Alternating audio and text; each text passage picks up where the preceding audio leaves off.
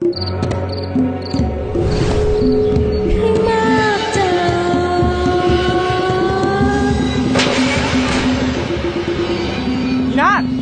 นา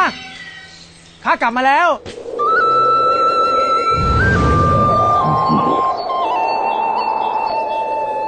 นา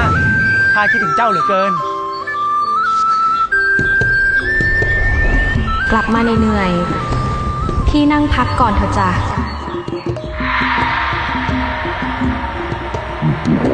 พี่มาก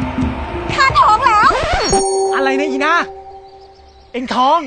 งั้นรอไม่ได้แล้ว